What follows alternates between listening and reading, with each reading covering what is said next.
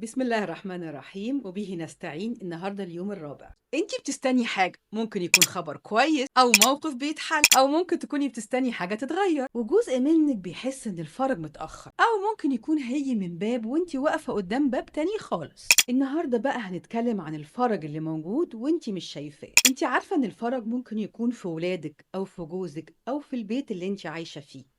الفرج كمان ممكن يجيلك من حيث لا تحتسبي. بصي حواليكي واحمدي ربنا. تعالي بقى نرجع لسيدة هاجر. زمزم أقدس ماء على الأرض، يا ترى طلع إزاي؟ مش من مطر ولا من بير حفرها حد، هو سعي السيدة هاجر. لما السيدة هاجر سعت 7 مرات بين الصفا والمروة، المفاجأة إنه طلع تحت رجلين سيدنا إسماعيل. وهنا هو السر، إن سعيك أنتي هو اللي بيخلي لولادك الرزق. سعيك انت ونورك اللي بتنوري بيه البيت هو اللي بيطلع السر والرزق، مش ليكي بس، ليكي ولولادك ولجوزك ولكل عيلتك. وده سر من اسرار السيده هاجر. وانت بتتفرجي عليا دلوقتي، انت ممكن يجي في بالك انا سمعت الكلام ده كتير قبل كده، بس السمع حاجة والتطبيق حاجة تانية. عشان كده أنا عايزاكي تطبقي النهاردة وتغيري نيتك، إن التطبيق هو اللي هيغيرك، وده الفارق. عشان كده التجربة والرحلة اللي بنمشيها بين السعي والتسليم هي مش كلام نظري، هو حاجة عملية بنطبق فيها المعنى ده بشكل عملي وواعي.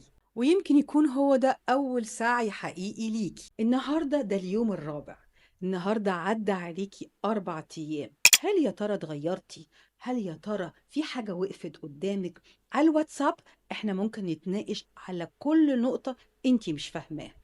أول لما تحسي إنك مش فاهمة حاجة ابعتيلي على الواتساب وأنا هرد عليكي. وده اللي بيميز الكورس بتاعنا. الكورس بتاعنا بس مش حاجة نظري ولا عملي، الكورس بتاعنا روح بتكلم روح. وفي البي دي اف بتاعنا النهاردة هنتكلم عن 5 نعم خفية في حياتك، مش النعم الكبيرة اللي كلنا عارفينها، الخفية اللي ممكن تكوني صحيتي النهاردة حسيتي إن بجد في حد بيحبك. ودي أكبر نعمة، اللي حوالينا بيحبونا واحنا بنحبهم. اكتبي اللي هيجي في بالك. السؤال التاني بقى، هل يا ترى جالك فرج من حيث لا تحتسبي؟ اكتبيه واشكري ربنا عليه. السؤال التالت وده الأهم، رسالة شكر لربنا بينك وبينه بس. مش محتاج كلام مترتب ولا محتاج تجميل، بس اللي انت حاساه، رسالة بينك وبين الله. ما تنسيش ذكر النهاردة الحمد لله على كل حال 21 مرة. حطي ايدك على قلبك وافتكري، طول ما انت بتسعي اطمني انت في طريق ربنا. كانت معاكم انجي دهشان بين السعي والتسليم.